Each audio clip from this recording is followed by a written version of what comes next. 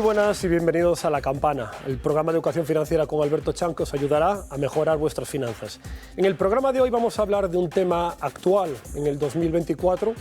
como son las hipotecas. Al fin y al cabo, todo el mundo que tiene una hipoteca o que va a querer cogerle en un determinado momento va a tener que tomar una decisión que se le va a preguntar desde la propia entidad. Hipoteca a tipo fijo, hipoteca a tipo variable, esa decisión que al fin y al cabo nos va a condicionar 20, 25 o 30 años de nuestra vida y que puede suponer una gran mejora o un gran perjuicio en nuestra salud financiera. Por eso hoy, aquí en La Campana, vamos a hablar sobre hipotecas y vamos a explicar desde el punto de vista de la educación financiera cómo podemos tomar nuestra mejor decisión a la hora de decidir qué tipo de hipoteca es el mejor en base al año en el que estemos. La clave fundamental es que existen realmente dos grandes bloques en las hipotecas: hipotecas a tipo fijo, hipotecas a tipo variable, y es verdad que existe un tercer tipo de hipoteca mixta, pero al fin y al cabo, es un traje a medida que suelen usar las entidades financieras para sus propios beneficios. Por tanto, desde mi punto de vista, yo considero que nos centremos en las dos que más se otorgan: hipoteca fija e hipoteca variable. La hipoteca fija es aquella en la que el porcentaje de interés que vamos a utilizar y vamos a pagar para devolver el préstamo es, como su propio nombre indica, fijo.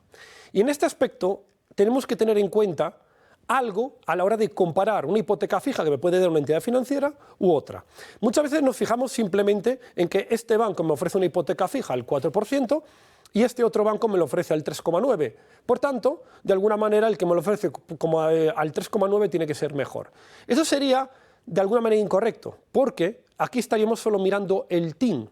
que es realmente cuánto nos cuesta devolver el interés del préstamo. Pero la clave a la hora de comparar una hipoteca con otra, hay que pedirle al banco que nos diga cuál es el TAE, la tasa anual equivalente, que es realmente la cifra que nos une cuánto nos cuesta el interés del préstamo más todos los gastos adicionales que están englobados de alguna manera en ese préstamo y que no se suelen normalmente comentar. Por tanto, a la hora de comentar una hipoteca, siempre verificar el TAE y no el TIN, que nos ayudará mucho en nuestra salud financiera. Luego, por otro lado, tenemos las hipotecas variables, que son aquellas en las cuales tenemos, de alguna manera, el interés que vamos a pagar en el préstamo va a ser variable y va a depender de dos cosas. Una cosa es el Euribor, que es igual para todos los bancos, y luego hay que sumarle lo que se llama el diferencial bancario, es decir, lo que gana el banco sumándole el Euribor. Entonces aquí la clave fundamental es entender cuál es el diferencial bancario, es decir, cuál es ese incremento que pone cada entidad bancaria al préstamo que vamos a solicitar sobre el Euribor para determinar cuál es la hipoteca que más nos interesa. Pero ahora viene la gran pregunta. Bueno, Alberto, estás comentando que el Euribor es igual para todos los bancos, pero el Euribor, eso que sube y que hace que todas las hipotecas en general suban o bajen, ¿de qué depende? Bien, pues el Euribor depende directamente de los bancos centrales, de los tipos de interés que apliquen los bancos centrales, en este caso de Europa, pues el Banco Central Europeo. Y aquí entra, de alguna manera, la clave fundamental. Y yo, ¿cómo determino si a la hora de la verdad tomo una hipoteca tipo fija o una hipoteca tipo variable? Pues para eso tenemos que irnos al gráfico de la evolución de los tipos de interés que se suelen dar normalmente en el Banco Central Europeo, donde podemos ver de media que en los últimos prácticamente 20 años, en el actual siglo, los tipos de interés del Banco Central Europeo oscilan prácticamente en una franja baja del 1%, más o menos 0,5%, y la parte alta en torno al 4%, con una diferencia más o menos de 0,5%, es decir, 4,5%, 3,5%. De tal manera